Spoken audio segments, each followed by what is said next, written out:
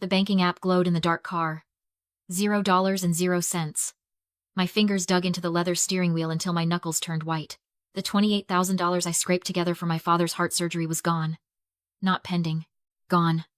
My phone buzzed against my palm. A text from my sister, Serena, lit up the screen. Dad is fine with his medication for now. I need this exclusive Bali retreat for my brand sponsorships. You are single. Just pick up a few extra night shifts. Do not be dramatic. The smell of heavy bleach from my 14-hour emergency room shift still clung to my scrubs. My stomach twisted into a hard, cold knot. I threw my phone onto the passenger seat, slammed the car into drive, and headed straight for my parents' house. My name is Nicole. I am 32 years old. And for the last 5 years, my entire existence has been a blur of 12-hour emergency room shifts, cold coffee, and saving every extra penny. That medical fund was my father's lifeline, but Serena cared nothing about lifelines. Her world was a carefully curated lie. To her followers, she was a high-frequency wellness influencer. To me, she was a parasite drowning in $40,000 of secret credit card debt. This exclusive Bali retreat was a desperate grab for a luxury sponsorship. If she missed that flight, her fake empire would crumble, and her husband Gary would finally realize she had bankrupted them. I shoved my parents' front door open. The living room smelled like expensive vanilla candles. Serena was sprawled on the velvet couch, casually scrolling through first-class flight upgrades. Gary sat next to her, sipping a craft beer. My parents were sitting right across from them, drinking tea like it was a normal Tuesday morning. My father refused to meet my eyes. He stared at the rug and muttered that he gave Serena the password. He claimed she needed capital for her brand. My mother set her teacup down with a sharp clink. Your sister is mentally fragile right now, Nicole, she snapped. Consider this an advance on taking care of us. You have no mortgage and no kids. Stop being so selfish. The air in the room grew so thin my lungs burned. For years, I gave up vacations, relationships, and sleep to keep this family afloat.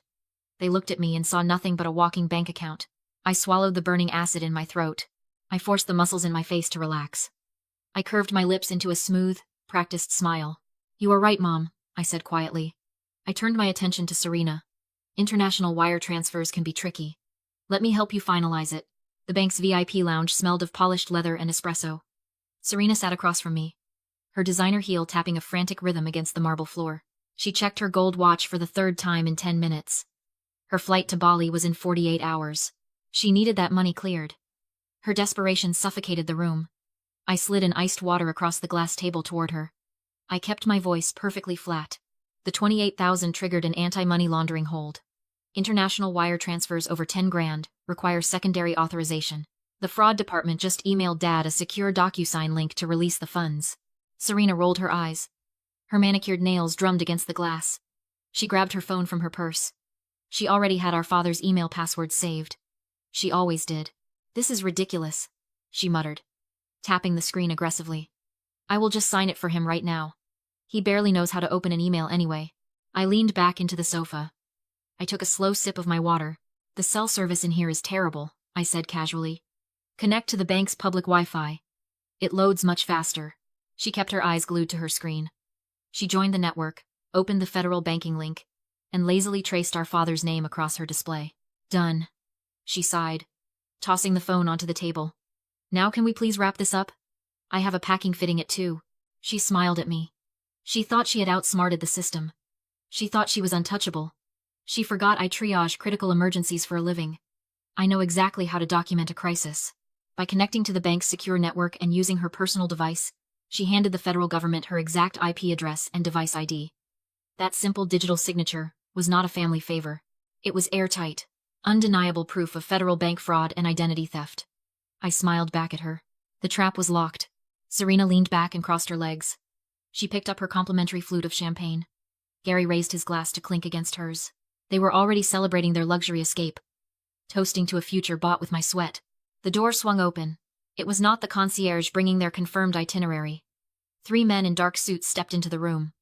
The bank manager trailed closely behind them, his face completely drained of color. The lead agent bypassed the glass table and walked straight toward the sofa. Serena? He asked. His voice left no room for discussion. Serena lowered her champagne. The smug, untouchable grin slid right off her face. Yes? Who are you? Federal Bureau of Investigation. You are under arrest for federal bank fraud and identity theft. The glass slipped from Serena's fingers. It shattered against the floor, spraying champagne across her designer shoes. She scrambled backward against the cushions. Her breathing turned rapid and panicked. Sweat beaded instantly on her forehead. The blood rushed out of her cheeks, leaving her skin a sickly, chalky white. "Wait. No," she stammered. Her voice cracked into a high-pitched whine. "This is a misunderstanding. That is my father's account. I am authorized. We have the digital footprint of the forged transmission from your personal device," the second agent stated. He pulled a pair of steel handcuffs from his belt. "Stand up, please." Gary jumped up from the sofa. He did not step in front of his wife. He did not demand a lawyer. He backed away, pressing his spine against the far wall. He held his hands up in immediate surrender, his eyes wide with cowardice. He looked at Serena like she was a stranger holding a live grenade. The agents grabbed her arms and pulled her to her feet. The metal cuffs clicked shut around her wrists. The sharp, mechanical snap cut through the silence. She locked eyes with me. Pure, unadulterated terror stared back. The great wellness influencer fell apart right in front of me. She spent years confusing the ability to steal other people's money with actual personal superiority. She truly believed her expensive clothes and luxury retreats made her better, smarter, and more valuable than the rest of us. But power built on a stolen credit limit is just a delusion. Take away the $28,000, take away the fraudulent access, and the illusion completely shatters. There was no high-frequency energy left. There was no enlightened guru.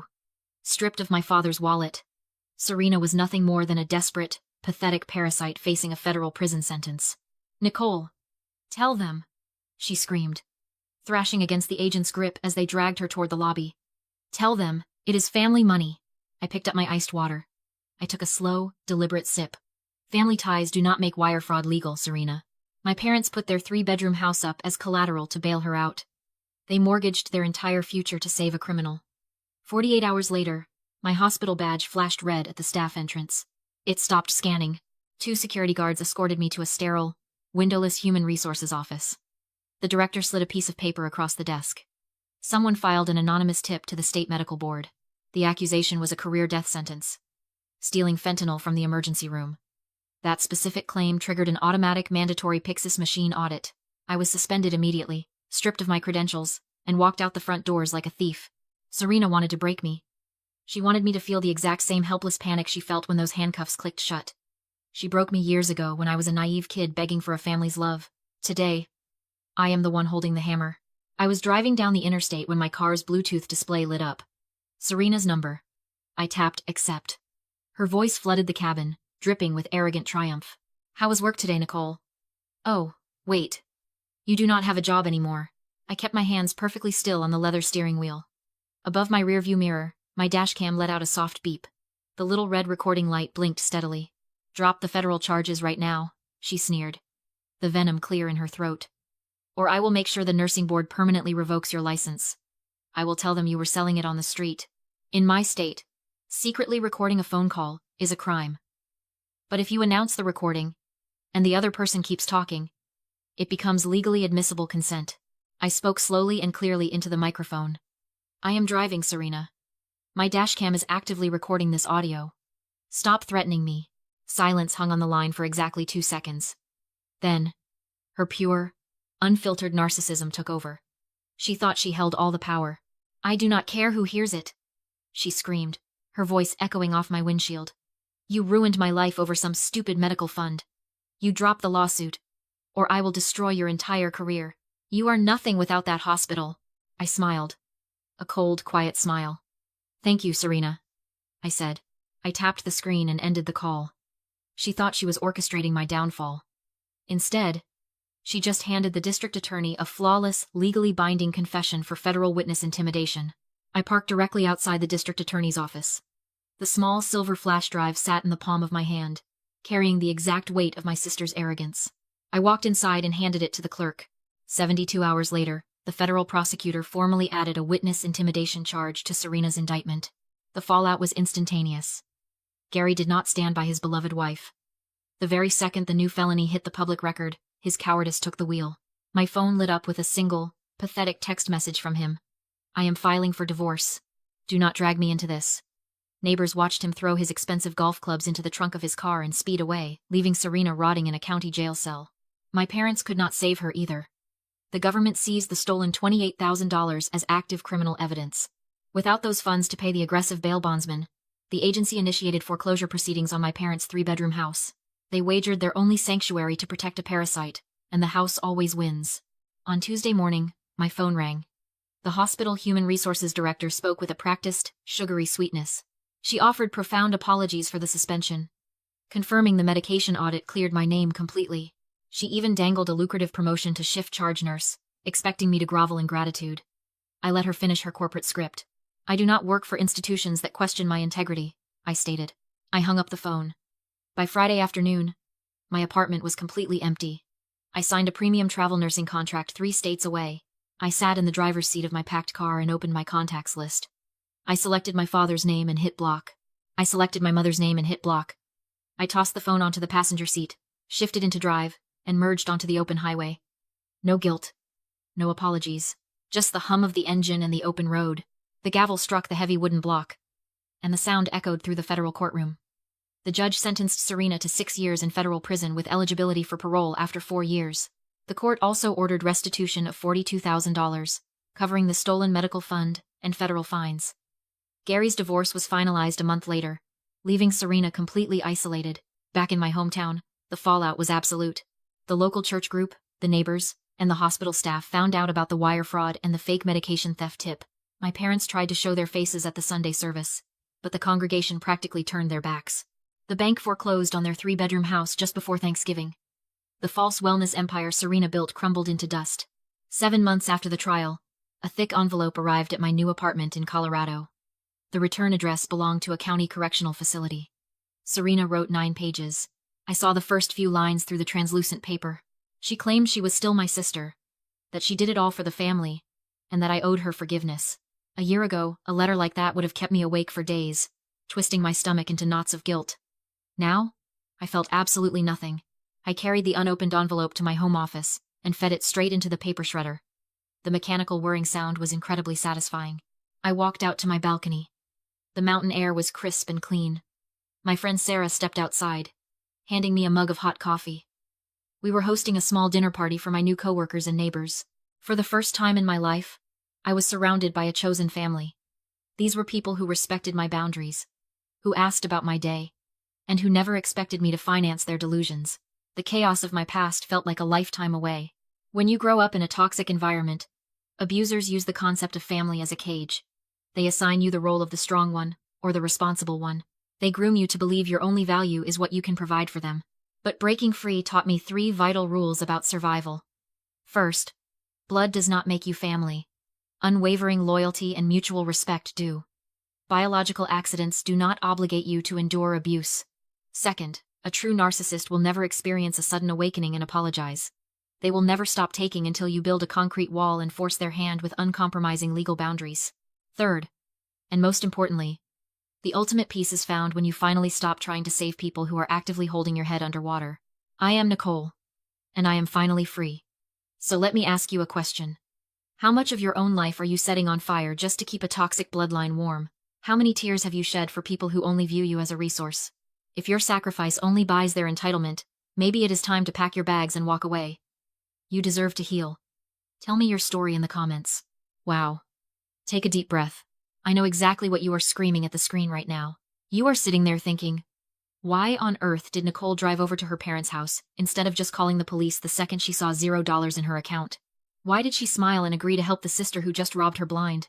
It is so easy to judge when you are watching from the outside. But let us break down the psychology of what actually happened here. Nicole was not stupid. And she was not weak. She was trapped in something psychologists call the slot machine effect, also known as intermittent reinforcement.